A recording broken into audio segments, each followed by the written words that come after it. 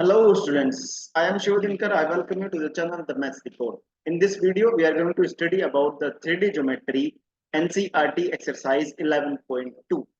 ठीक है स्टूडेंट्स, इस वीडियो में हम 11.2 के स्टार्टिंग के 6 क्वेश्चंस करने वाले हैं। आई होप कि आपने पहली वीडियो तो देखी हुई है और मैं रिकमेंड भी करता हूँ कि आप पहली वीडियो जरूर देखिएगा। फिर उसके बाद जब आप ये वीडियो देखोगे, ये क्वेश्चंस करोगे तो आपको बहुत आसानी से समझ में आ जाएंगे और कोई प्रॉब्लम भी नहीं होगी। ओके स्टूडेंट्स, तो देख लेना पिछली वीडियो अगर आपने नहीं देखी है तो। और इसी के साथ हम चलते हैं अपनी इस वाले वीडियो पर, आज के सेशन पर। चलो, तो आज का सबसे पहला क्वेश्चन है क्वेश्चन नंबर 1। 11.2 का क्वेश्चन नंबर 1 है। इसने बोला कि show that three lines with direction cosines 12/13, और मतलब डायरेक्शन कोसाइंस दिए हुए हैं तीन लाइंस के। ये हो गए पहली लाइन के डायरेक्शन कोसाइन, और ये हो गया आपके दूसरी लाइन के डायरेक्शन कोसाइंस, और ये हो गया आपके तीसरी लाइन के डायरेक्शन कोसाइंस। और हमें ये शो करना है कि ये तीनों लाइंस एक दूसरे पर परपेंडिकुलर हैं। मतलब अगर ये लाइन L1 के डायरेक्शन कोसाइंस हैं और ये लाइन L2 के डायरेक्शन कोसाइंस है और ये लाइन L3 के डायरेक्शन कोसाइंस है, तो हमें ये शो करना है कि line L1 is perpendicular to line L2 and we are to show that line L2 is perpendicular to L3। And बस ये शो कर देंगे, या ये भी शो कर देंगे L3 is perpendicular to L1। ये तो देख लेंगे, ये तो नहीं हो सकता खैर। पर हमें ये शो करना है कि L1 is perpendicular to L2 and L2 is perpendicular to L3। हमें ये शो करना है, ठीक है। ओके, तो अगर दो लाइंस एक दूसरे पर परपेंडिकुलर होती हैं, देन उनके डायरेक्शन कोसाइंस कोरस्पोंडिंगली डायरेक्शन कोसाइंस की मल्टीप्लाई जीरो के इक्वल आती है। ये आपको पता होना चाहिए, अगर आपने पिछली वीडियो देखी है तो आप समझते होंगे। तो यहाँ पे लिखते हैं we know that two lines are perpendicular. Two lines are perpendicular if two lines are perpendicular. L1 plus plus N1 N2 is equal to 0। ठीक है, अगर ये कंडीशन होती है देन हम बोलते हैं कि दो लाइंस परपेंडिकुलर। या अगर डायरेक्शन रेशियोज गिवन है तो भी हम बता सकते हैं, जैसे कि A1 A2 plus B1 B2 plus C1 C2। If A1 A2 B1 B2 and C1 C2 is equal to 0, then we say कि दोनों की दोनों लाइंस एक दूसरे पर परपेंडिकुलर है। ठीक है, अब आप यहाँ से इस कंडीशन को मतलब इस कंडीशन को लेकर चलिए, और अगर जीरो आ जाता है देन हम बोल देंगे कि ये दोनों की दोनों लाइंस एक दूसरे पर परपेंडिकुलर है। ठीक है, तो हम मान लेते हैं कि L1 L1 ये हो गया आपके पास पहली लाइन के L1 M1 N1 direction cosines. दूसरी लाइन के डायरेक्शन कोसाइंस मान लेते हैं हम L2 M2 N2, और तीसरी लाइन के डायरेक्शन कोसाइंस मान लेते हैं हम L3 M3 एंड N3। तो L1 की वैल्यू कितनी है आपके पास? L1 की वैल्यू है 12/13। M1 की वैल्यू कितनी है आपके पास? -3/13। एंड N1 की वैल्यू कितनी है आपके पास? -4/13। सिमिलरली आप L2 की वैल्यू लिख लीजिए 4/13।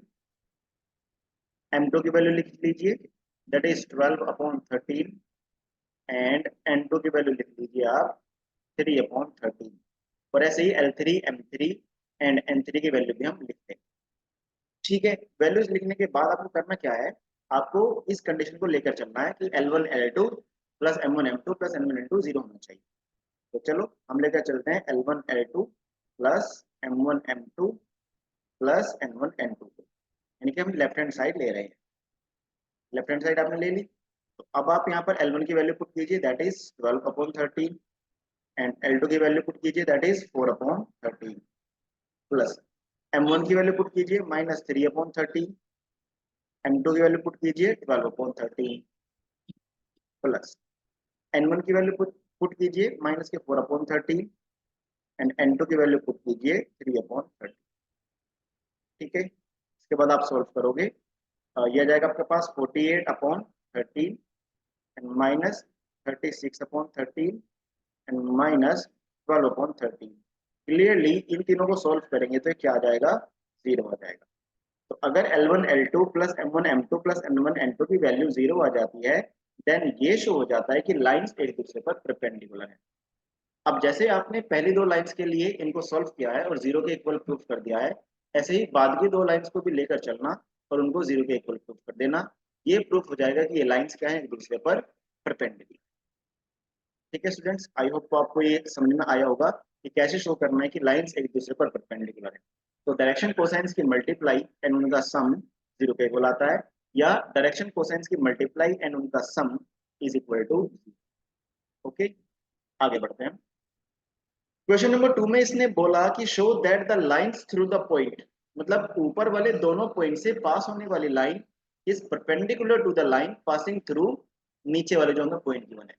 तो पहले तो अगर हमें ये शो करना है कि अगर लाइंस परपेंडिकुलर हैं, देन परपेंडिकुलर होने के लिए हमें चाहिए डायरेक्शन कोसाइंस या डायरेक्शन रेशियोज, क्योंकि डायरेक्शन कोसाइंस की मल्टीप्लाई करेंगे, उनको ऐड करेंगे तो जीरो होना चाहिए, या डायरेक्शन रेशियोज की मल्टीप्लाई करेंगे, उनको ऐड करेंगे तो जीरो होना चाहिए। तो अगर हमारे पास दो लाइंस हैं, तो उन दोनों लाइन की या तो हमें डायरेक्शन कोसाइंस पता हो या हमें डायरेक्शन रेशियोज पता हो। अगर हमें पॉइंट्स गिवन है, देन हम डायरेक्शन रेशियोज निकाल सकते हैं। अब डायरेक्शन रेशियोज कैसे निकालने हैं, अगर पॉइंट गिवन है तो मैं बताता हूँ, देखो कैसे निकालते हैं। तो जो हमारे पास लाइन L1 है, उसे मान लेते हैं फर्स्ट लाइन। अब यहाँ पे लिखते हैं the direction ratios, the direction ratios of the line passing through the direction cosines of the line passing through इन दोनों पॉइंट्स, कौन कौन से पॉइंट है, 1, -1, 2 एंड 3, 4, माइनस। अब कोई लाइन है जो इन दो पॉइंट से पास हो रही है। अब इन दोनों पॉइंट से पास होने वाली लाइन के डायरेक्शन रेशियोज हमें निकालने हैं। तो डायरेक्शन रेशियोज क्या जाएंगे आपके पास, मैं उनको basically A1, B1 and C1 लिख रहा हूँ। और A1, B1, C1 की वैल्यू आ जाएगी आपके पास x2 minus x1, y2 minus y1 and z2 minus z। जी हाँ, अगर आपको दो पॉइंट से डायरेक्शन रेशियोज निकालने हैं, then x2 minus x1, y2 minus y1, z2 minus z1 is nothing but the direction ratios of the line passing through those points। तो यहाँ से x2 minus x1 निकालो, तो 3 minus 1 करेंगे, and y2 minus y1 4 minus करेंगे, -1, and z2 minus z1। इसको आगे solve करेंगे तो आ जाएगा आपके पास 2, 5, -5। So these are the direction ratios of the line passing through above 2 points. उसके बाद आप डायरेक्शन रेशियोज निकालोगे of the line passing through जो नीचे दो पॉइंट्स हैं उनके थ्रू जो पास हो रही है। तो direction ratios of the line passing through, direction cosines of the line passing through 0, 3, 2 and 3, 5, 6। अब इन दो पॉइंट से पास हो रही है लाइन, तो डायरेक्शन रेशियोज हम निकालेंगे। डायरेक्शन रेशियोज को इनको मान लेते हैं A2, B2, C2, जो कि ऊपर वाले हमने A1, B1, C1 माने हैं। वही x2 minus x1, y2 minus y1, z2 minus z1 करोगे, तो 3 minus 0 and 5 minus 3 and 6 minus 2 equal to क्या आ जाएगा आपके पास 3, 2, 4। So these are the direction ratios of second line, है ना। अब आप निकालोगे A1, A2 plus B1, B2 plus C1, C2 की वैल्यू। तो निकालो A1 की वैल्यू कितनी है आपके पास 2, and what is the value of A2 is 3, यानी 2 into 3 प्लस B1 की वैल्यू 5 into B2 की वैल्यू 2 प्लस C1 की वैल्यू -4 एंड C2 की वैल्यू 4। तो ये जाएगा आपके पास 6 + 10 - 16। इसको सोल्व करोगे तो आ जाएगा 0। इसका मतलब ये है कि A1, A2 plus B1, B2 plus C1, C2 की वैल्यू 0 आ गई है। और अगर ये 0 आ गई है, देन हम कह सकते हैं कि लाइन से एक दूसरे पर परपेंडिकुलर। हाँ जी। तो स्टूडेंट्स, आई होप तो आपको ये क्वेश्चन समझ में आया है ना। आगे बढ़ते हैं अगले नेक्स्ट क्वेश्चन पर। तो इसने बोला show that the line through the points is parallel to the given points. Okay, हमें ये तो समझ में आ गया कि अगर लाइंस परपेंडिकुलर होती हैं, तो परपेंडिकुलर शो करने के लिए हमें क्या करना पड़ता है, डायरेक्शन रेशियोज निकालो, मल्टीप्लाई करो, ऐड करो एंड जीरो के इक्वल लेके आ जाओ, तो लाइंस हो जाएंगे एक दूसरे पर परपेंडिकुलर। लेकिन अगर लाइंस पैरेलल हैं तो क्या होगा, अब मैं बताता हूँ, देखो ध्यान से। अगर दो लाइंस एक दूसरे पर पैरेलल हैं, तो पहली लाइन के डायरेक्शन रेशियोज हमारे पास होने चाहिए A1, B1 एंड C1। मान लेते हैं पहली लाइन के डायरेक्शन रेशियोज। एंड दूसरी लाइन के डायरेक्शन रेशियोज आपके पास होने चाहिए, that is A2, B2 and C।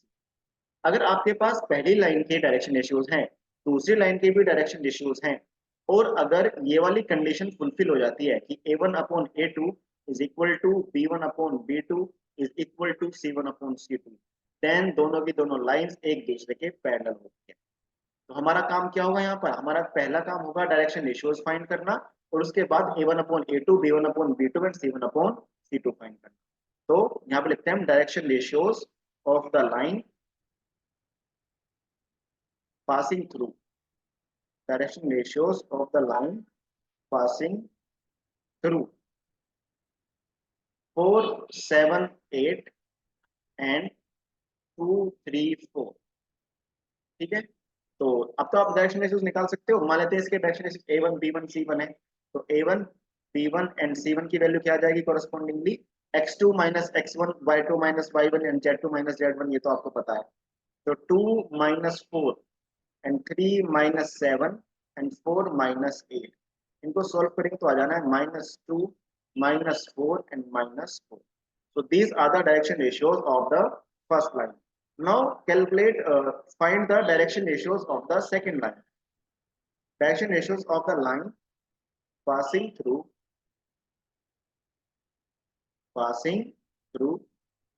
किस पॉइंट से पास हो रही है, -1, -2 एंड 1 एंड 1, 2, 5, इन दोनों पॉइंट से वो पास हो रही है। तो यहाँ से आप A2, B2 एंड C2 की वैल्यू निकालोगे, A2, B2 एंड C2।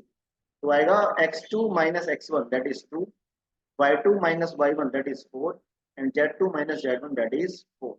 ठीक है, अब यहाँ से हम क्या कैलकुलेट करते हैं, यहाँ से कैलकुलेट करते हैं हम A1 upon A2। A1 upon A2 कितना आएगा, A1 की वैल्यू आई है -2 एंड A2 की वैल्यू आई है 2, तो सोल्व करने पर आएगा -1। Now calculate B1 upon B2, and the value of B1 is -4 and B2 की value is 4, then equal to -1। Now calculate C1 upon C2. The value of C1 is -4 and the value of C2 is 4, so it is again equal to -1।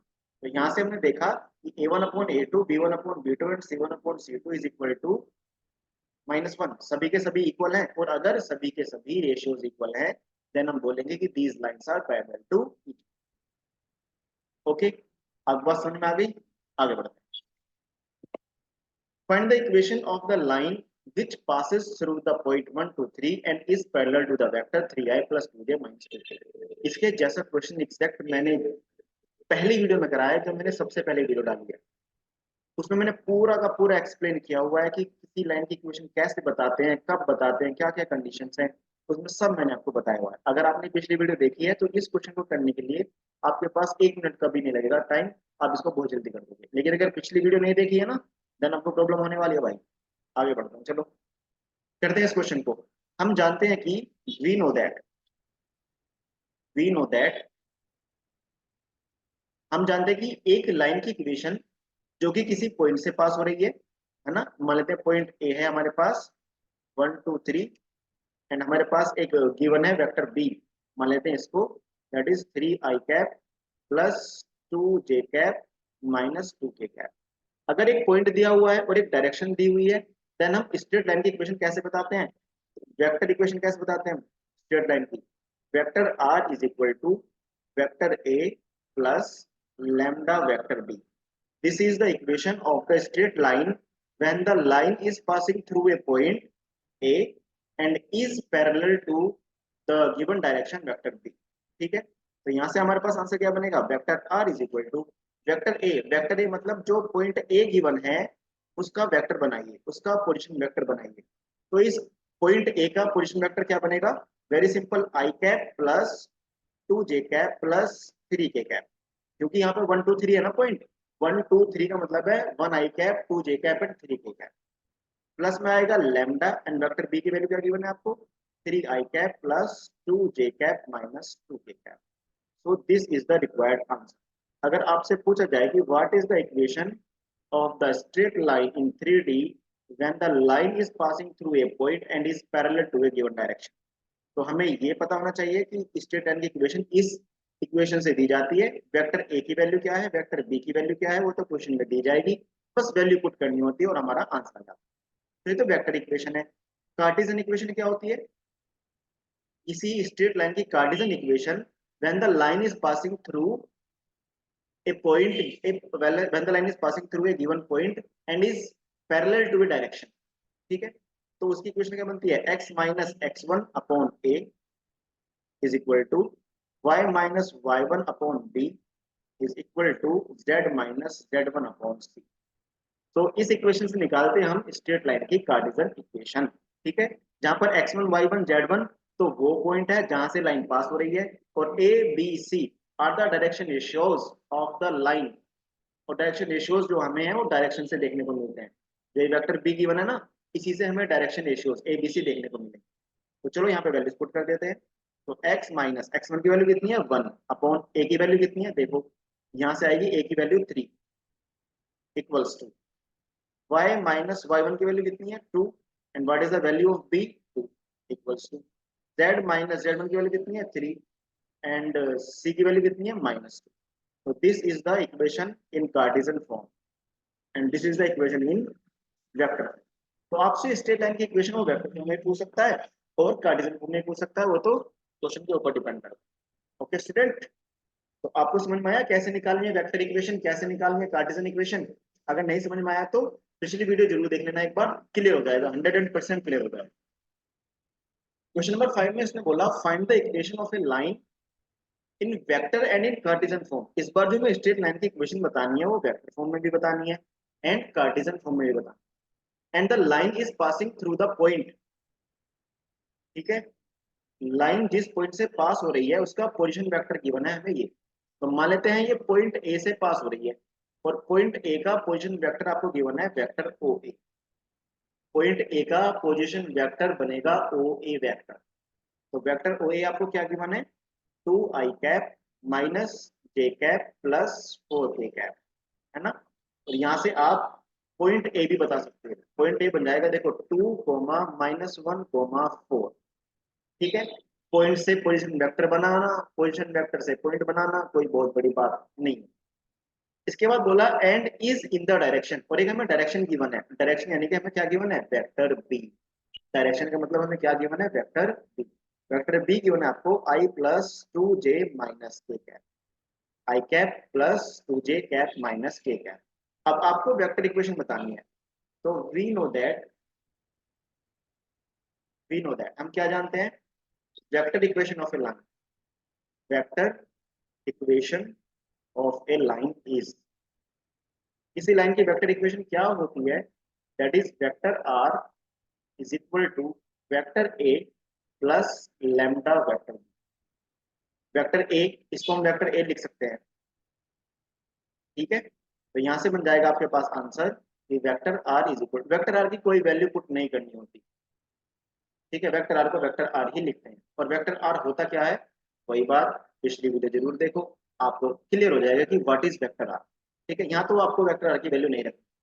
तो vector A की value क्या given है आपको, vector A की value given है आपको 2i cap minus j cap plus 4k cap plus lambda. Vector B की value क्या गिवन है, i cap plus 2j cap minus k cap. तो दिस इज द क्या बोलते हैं उसको, vector equation of the straight line. अब निकालते हैं हम कार्टेशियन इक्वेशन। तो वी नो दैट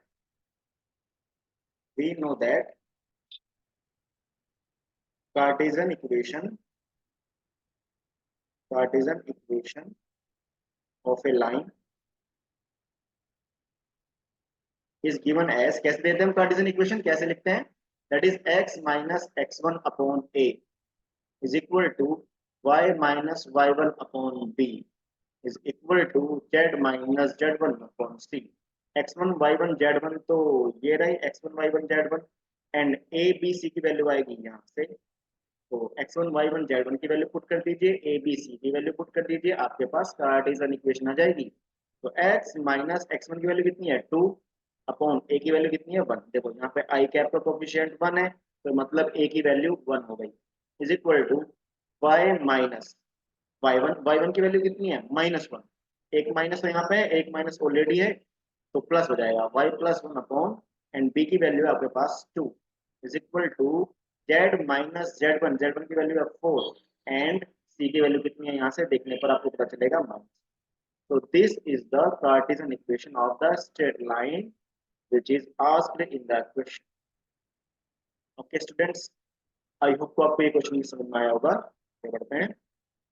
मतलब find the Cartesian equation of the line which passes through the point. Which passes through the point यानी कि हमें एक पॉइंट दिया हुआ है जिससे लाइन पास हो रही है। तो given that में क्या given है?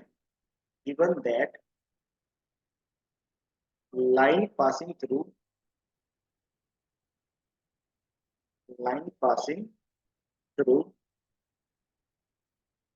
the point, इस पॉइंट से पास हो रही है line is passing through the point -2 4 -5 से लाइन जो है पास हो रही है। यानी कि हमें x1 y1 z1 गिवन है और इस पॉइंट का हम क्या लिख सकते हैं, पोजीशन वेक्टर लिख सकते हैं। तो इस पॉइंट का पोजीशन वेक्टर मान लेते हैं हम वेक्टर ए। तो इस पॉइंट का पोजीशन वेक्टर क्या बनेगा, -2 i cap +4 j cap -5 k cap, चिन्ह सहित इसका हम लिखते हैं वैल्यू। ठीक है। उसके बाद आती है कि डायरेक्शन क्या लें। डायरेक्शन के इसने बोला कि जिस लाइन की इक्वेशन बताने वाले हैं वो लाइन किसी दूसरी लाइन के पैरेलल है। देखो यहाँ समझो, मान लेते हैं मैं इस लाइन L1 की इक्वेशन बतानी है जो कि इस पॉइंट -2 4 -5 से पास हो रही है। अगर इस लाइन L1 की डायरेक्शन भी दे देते या लाइन 1 के पैरेलल डायरेक्शन दे देते तो हम अपना आंसर निकाल देते, क्योंकि वो जो पैरेलल डायरेक्शन होती है वही तो वेक्टर भी होती है।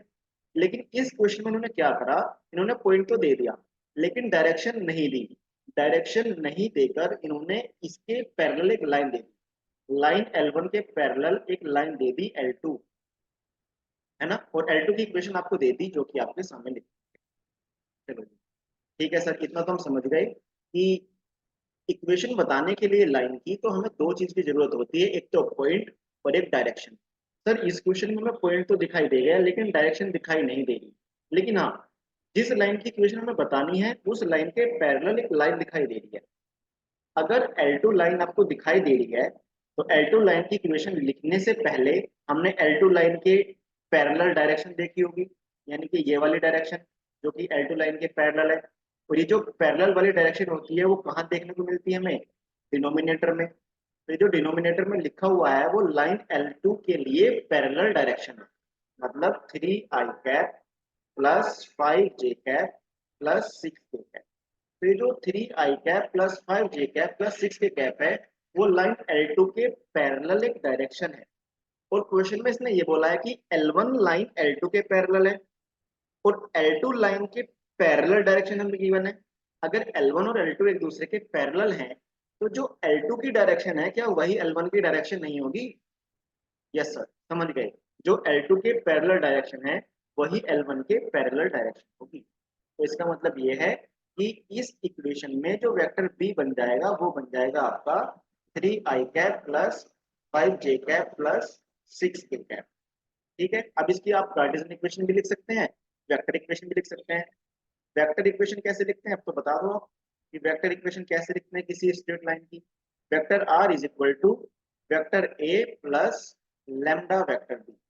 वेक्टर a की वैल्यू आपके पास है, वेक्टर b की वैल्यू आपके पास है।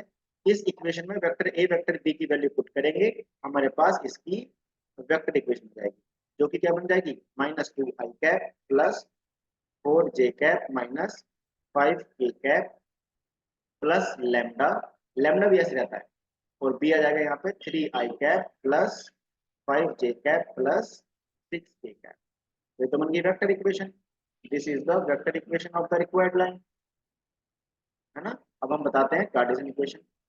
चलो हम जानते हैं कि कार्टेशियन इक्वेशन क्या होती है किसी स्ट्रेट लाइन की।